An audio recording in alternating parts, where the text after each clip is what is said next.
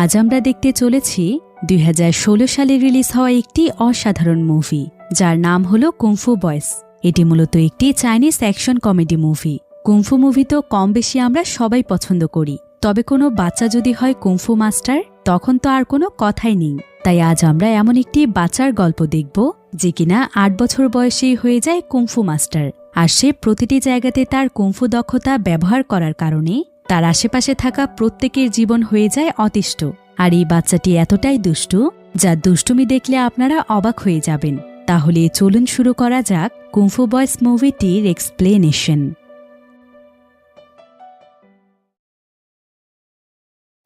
তো গল্পটি শুরু হয় ছোট্ট একটি ছেলেকে দেখিয়ে, আর এই ছেলেটির নাম হলো লিন। বর্তমানে লিনের বয়স হচ্ছে ৮ বছর, আর লিন দেখতে অনেক স্মার্ট এবং কিউট ছিল। তবে উপরে উপরে সে যতটা কিউট, ভেতরে ভেতরে তার চাইতে প্রায় ১০০ গুণ বেশি দুষ্টু। কারণ সে প্রায় সব সময় এত পরিমাণ দুষ্টুমি করে যে তার যন্ত্রণায় তার পরিবারের সবার তো নাজেহাল অবস্থা। লিন আসলে নিজেকে একজন সুপার হিরো মনে করে, তাই সে সব সময় হিরোর মতোই ভাব নিয়ে থাকে। আর যেহেতু সে নিজেকে হিরো মনে করে, তাহলে তো তার ভিলেনেরও প্রয়োজন। তবে রিয়েল লাইফে সে ভিলেন পাবে কোথায়? তাই যে তার সাথে একটু খারাপ ব্যবহার করে অথবা কেউ যদি তার কথা না শোনে, তাহলে লিন তাদেরকেই ভিলেন মনে করে। ফলে তার কথার একটু নড়বড় হলেই সে তার মেয়েদের সাথেও মারামারি শুরু করে দেয়।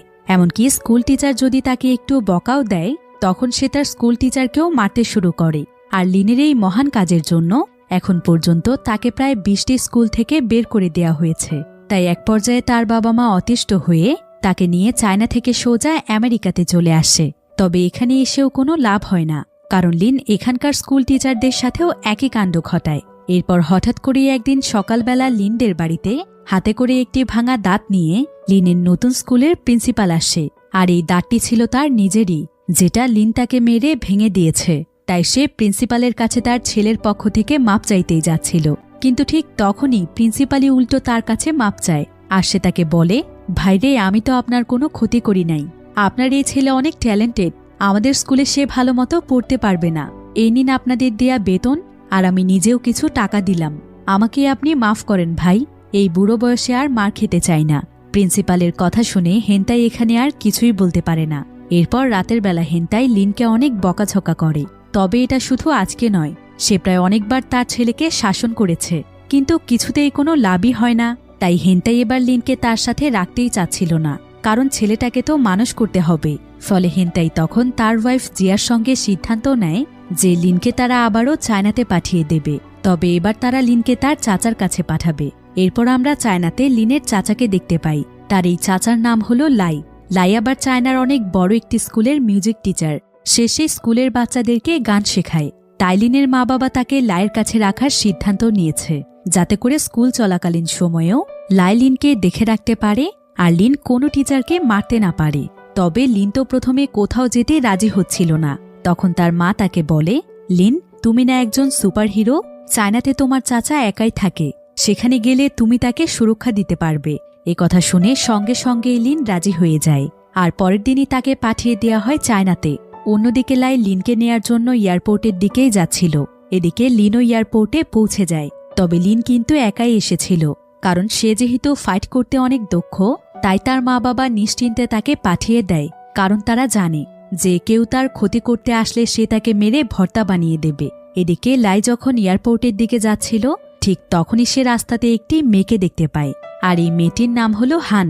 লাই যে স্কুলের মিউজিক টিচার ছিল, হানও সেই একই স্কুলেরই টিচার। লাই আসলে প্রায় অনেক দিন ধরেই হানকে পছন্দ করে, তাই সে এখানে হানকে ইমপ্রেস করার জন্য তাকে তার গাড়িতে লিফট দিতে চায়। কিন্তু হান যখন তার গাড়িতে চড়ে, তখন তার গাড়িটি আর স্টার্ট হচ্ছিল না। তাই হান তাকে বলে, আসলে আমার একটি জরুরি মিটিং আছে, তাই আমি বেশি দেরি করতে পারছি না। এই বলেই হান তার সামনে থাকা একটি ট্যাক্সিতে করে সেখান থেকে চলে যায়। এদিকে হানের জন্য লাই এখানে দেরি করে ফেলে, যার ফলে লিন একাই সেখানে ট্যাক্সি ঠিক করছিল, কারণ তার কাছে তো লাইয়ের অ্যাড্রেস আছে। অন্যদিকে আমরা সেই এয়ারপোর্টে একটি মেয়েকে দেখতে পাই। মেয়েটির হাতে একটি বক্স ছিল, আর ফোনে একজন ব্যক্তি তাকে বলছিল, বক্সটিতে কিন্তু অনেক মূল্যবান জিনিস আছে, তাই তুমি এয়ারপোর্টে সাবধানে থাকো, আমি এক্ষুনি আসছি। এদিকে সেই এয়ারপোর্টেই আবার কয়েকজন গুন্ডা দাঁড়িয়েছিল।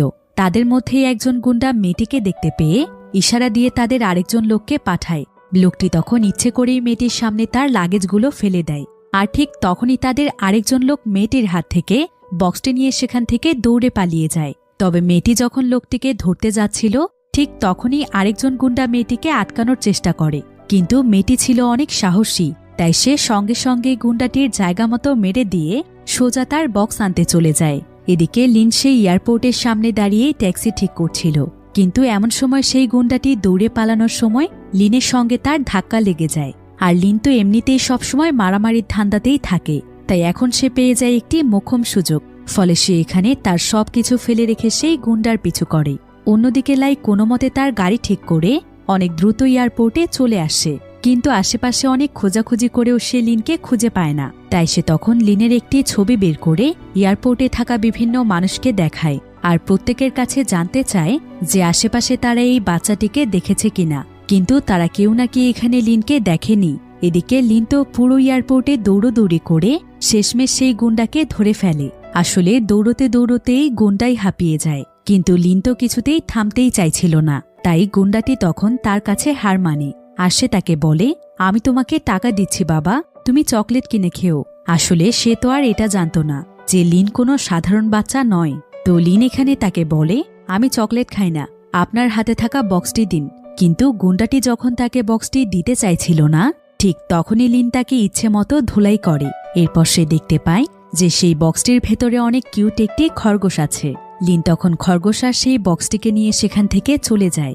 অন্যদিকে তো লায়ের লিনকে খুঁজতে খুঁজতে প্রায় পাগলের মতো অবস্থা, কারণ দৌড়তে দৌড়তে লিন এয়ারপোর্ট থেকে অনেক দূরে চলে এসেছিল। এরপর লিন সেখানকার একজন ট্যাক্সি ড্রাইভারের কাছ থেকে তার ফোন নিয়ে সোজা পুলিশ স্টেশনে ফোন করে, আর সে খরগোশটির ব্যাপারে কমপ্লেন লেখাতে চায়, যাতে করে তারা খরগোশটিকে তার আসল মালিকের কাছে পৌঁছে দেয়। কিন্তু পুলিশ তখন তাকে বলে, একটা খরগোশের জন্য তুমি কমপ্লেন লেখাবে? দেখো বাবা, আমাদের হাতে অনেক গুরুত্বপূর্ণ কাজ থাকে, তাই এই খরগোশটিকে তুমি বাড়িতে নিয়ে যাও আর সুন্দর মতো এটার দেখাশোনা করো। এদিকে আবার সেই সময় লিনের চাচা লিনের জন্য সেই পুলিশের কাছেই কমপ্লেন লেখাতে আসে। তবে লিন তো ছিল অনেক স্মার্ট, তাই সে সেই ট্যাক্সি ড্রাইভারকে তার চাচার অ্যাড্রেস দেখায়, আর সে সেই ট্যাক্সিতে করেই রওনা হয় লাইয়ের বাড়ির উদ্দেশ্যে। এদিকে লাই সারাদিন লিনকে খোঁজাখুঁজি করে ক্লান্ত হয়ে যখন তার বাড়িতে ফিরে আসে, তখন সে তার বাড়ির দরজার নিচে চাবি খুঁজে পাচ্ছিল না। তাই সে ভাবে বাড়ির ভেতরে হয়তো চোর ঢুকেছে। তাই লিন তখন চোরকে ধরার জন্য আস্তে আস্তে বাড়ির পেছনের জানালা দিয়ে ভেতরে প্রবেশ করে। এরপর সে বেসিন থেকে একটি পেন হাতে নিয়ে ধীরে ধীরে ভেতরের রুমের দিকে এগিয়ে যায়। আর সে যখনই মানুষের উপস্থিতি পেয়ে তাকে মারতেই যাবে, তখনই তার মুখে একটি পা চলে আসে, আর এটা ছিল লিনের পা। আসলে লিনও তাকে চোর ভেবেছিল। তো লিনের লাঠি খেয়ে লাইয়ের নাক দিয়ে রক্ত পড়ছিল। লিন তখন তার নাক মোছার জন্য তাকে টিস্যু দেয়। এরপর লাই এখানে লিনকে অনেক বকাঝকা করে। সে বলে, সারাদিন তুমি কোথায় ছিলে, আর তোমার ফোন কোথায় ছিল? কতবার আমি তোমাকে ফোন দিয়েছি জানো? কিন্তু লিনি তখন উল্টো তাকে কথা শোনায়। সে বলে, তুমি কোথায় ছিলে সেটা বলো, আমার চিন্তা তোমাকে করতে হবে না, আমি তো তোমাকে এখানে রক্ষা করতে এসেছি। আর এয়ারপোর্টে আমার ফোন হারিয়ে গিয়েছে, তাই আমি তোমাকে ফোনও করতে পারিনি। এরপর ঠিক তখনই লাইকে লিনের মা ফোন করে, আর সে লিনের সঙ্গে যখন কথা বলছিল তখন লিন লাইকে ইশারা দিয়ে বলে, মাকে কি বলবো যে তুমি কতটা ভীতু মানুষ? লাই তখন লিনকে হাত জোর করে অনুরোধ করে যেন সে তার মাকে কোনো কিছু না বলে। অন্যদিকে আমরা সেই মেয়েটিকে দেখতে পাই যার কাছ থেকে এয়ারপোর্ট থেকে বক্সটি চুরি হয়েছিল। এই মেয়েটির নাম হলো ঝাই। সে এখানে তার একজন পার্টনারের সঙ্গে দাঁড়িয়েছিল। এমন সময় তাদের সামনে তাদের বস আসে, আর এই বস ছিল চায়নার সবচাইতে বড় গ্যাংস্টার।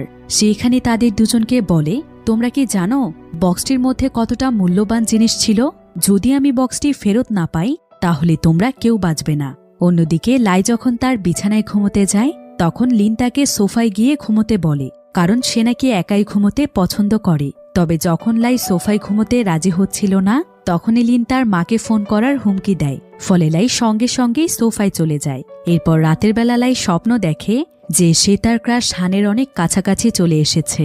কিন্তু সকালবেলা যখন তার ঘুম ভাঙে তখন সে দেখে এটা তো তার ক্রাশ নয়, বরং এটা সেই খরগোশ যেটাকে লিন তার সাথে নিয়ে এসেছে।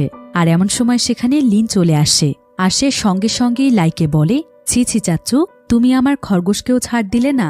আমার তো আগেই সন্দেহ হয়েছিল, তাই আমি তোমাকে সোফায় ঘুমোতে বলেছি। লিনের এসব কথা শুনে লাই অনেক অবাক হয়ে যায় যে এইটুকু বাচ্চা এসবের আবার কি বোঝে। তবে লাই খরগোশকে অনেক ভয় পেত, তাই লিন তখন ইচ্ছে করেই তাকে ভয় দেখাতে শুরু করে। এরপর লিন লাইকে সাহসী এবং শক্তিশালী বানানোর ট্রেনিং দিতে শুরু করে। শুভ্র ছোটবেলা থেকেই শঙ্খের প্রতি গভীর টান ছিল। ছোটবেলায় যখন মায়ের সঙ্গে পুজোর অর্ঘ্য সাজাত, তখন মায়ের হাতের শঙ্খধ্বনিতে ওর মনে অদ্ভুত একটা অনুভূতি জাগত। মাকে একদিন জিজ্ঞেস করেছিল, মা, শঙ্খ বাজালে এত সুন্দর শব্দ হয় কেন?